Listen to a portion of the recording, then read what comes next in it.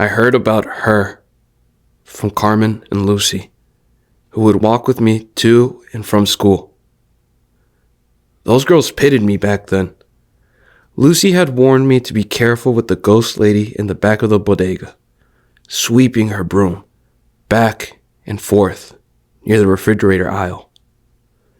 Carmen said that Manny and his boys were spooked by her, and those boys didn't get scared by much. Everybody called her chancla. That's Spanish slang for flip-flops, because she wore them even in the snow. As we approached the bodega to buy candy, I held my books in one hand and checked if I had any spare change left over from that morning. I had none. I stopped and looked at Carmen and Lucy, discouraged. Carmen shrugged her shoulders and said, "Come on, I got you." I smiled and Lucy opened the door for us.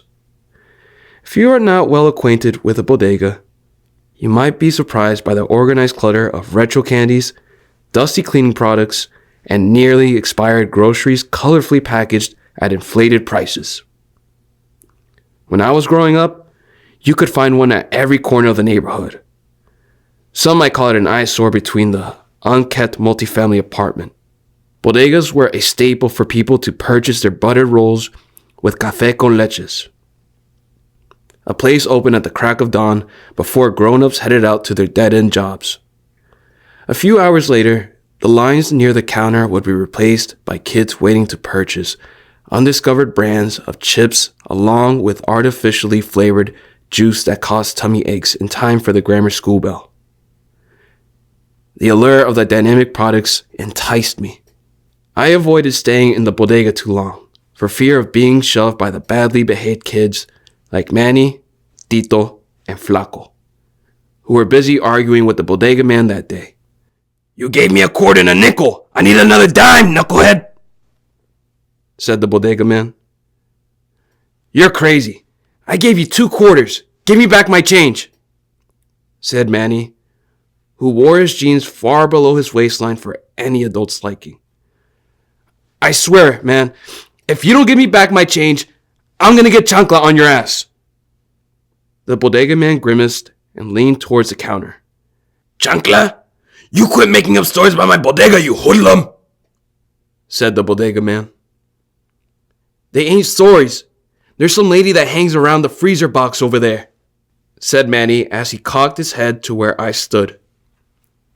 Manny sneered at me and elbowed his friend, nodding in my direction. I openly stared at the scene, since no one dared to talk to the bodega man like Manny did. The bodega man was plump and bald. The bags under his eyes gave him a reason to quit pressing Manny for the money we all knew he probably owed. Bodega man threw the bag on the counter and said, "Know what? Take your pork rinds and get out! And don't be hanging out in front of my store!" Manny and his boys took their goods and backed away from the counter. "No hard feelings, but we don't stand in front of your store. We stand at the corner. It's a free country, right?" Manny said with a smirk. "Hey, can I get one of those lucky bracelets that chancla leaves on the counter?" said Tito. "Get out of here!" yelled the bodega man as he shooed them away and waved us to him. Lucy went up to the counter right away so the bodega man wouldn't yell at her too. I stayed by Carmen, frozen, as Manny walked towards us. "What are you looking at?" he snapped. "What's up?" Nothing. We said in unison, unsure which one of us was supposed to answer. To my relief, Manny ignored me, but he was so close, I could smell the reefer on his breath. He leaned in too close to Carmen, which made me uncomfortable for her. "Chancla's feet never turn blue in those sandals. It's mad crazy," Tito said. Manny rolled his eyes.